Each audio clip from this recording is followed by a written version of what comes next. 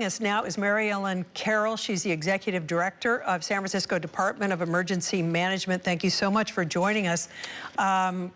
This is something to be very concerned about here? Well, I think this is something to be very cautious about. Where we are right now is actually, it looks like we just got upgraded to an advisory. And so we are in anticipation of that, starting to do planning within the city about actions that we might have to take.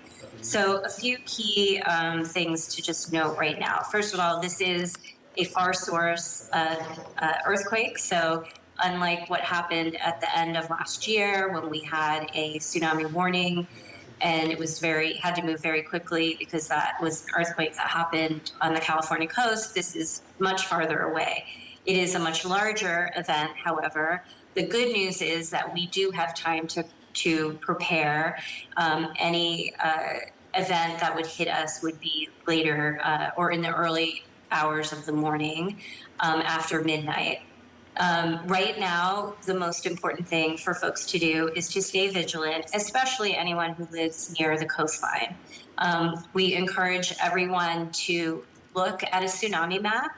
We have those available to the public at sf.gov/tsunami, and you can put your address in. So if you do live near the coast and you've never seen the map, just knowing whether or not you are in that zone. The vast majority of people in the Bay Area will not be directly impacted. This is obviously just on the coastal side. So the best way to prepare is to have knowledge and information.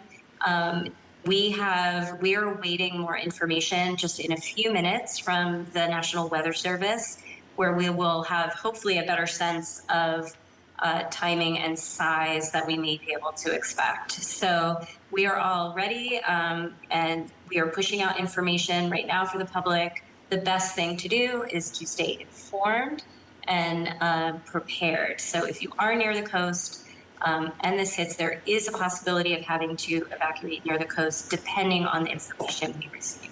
So say that occurs, say people should evacuate, that it materializes, gets upgraded to a warning, and there's real concern here.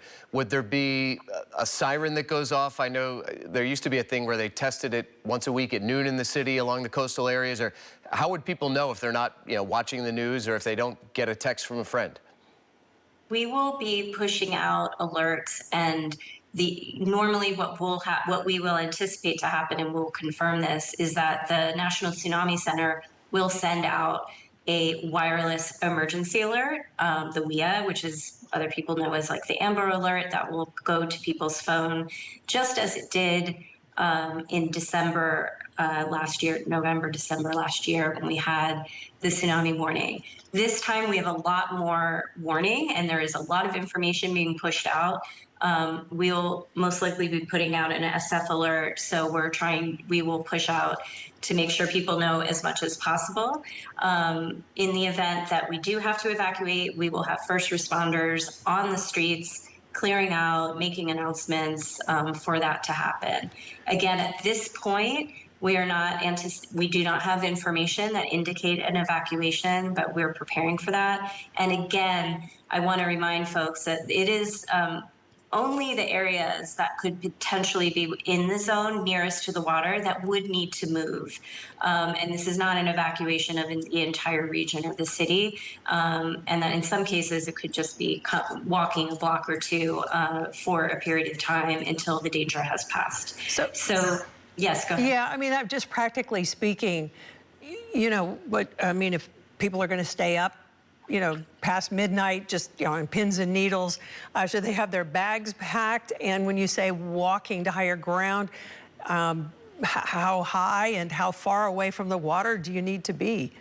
Yeah, so again, we will, if you go to the SF.gov website, we have the clear inundation zones, including the levels, that shows exactly where the water would be anticipated to come. We will, the good news about it being farther away is that we will get information. The Tsunami Center and the National Weather Service will have more information over the next few hours about the size and magnitude of the tsunami that we would anticipate. That will give us information about the potential and where we would anticipate inundation, which we will share with the public. So is it reasonable to think, we have a 10 o'clock broadcast, that by 10 o'clock you would have some idea of if this is a threat or not? Yes, I believe we will definitely have more information over the next few hours about the conditions that we should expect overnight. Okay, well, Mary Ellen, please, we'll be reaching out to you throughout the evening just to be able to let folks know what steps they need to take. Really appreciate all the information you've given us so far. Thank you, and thank you for helping us get the information out. We'll stay in touch.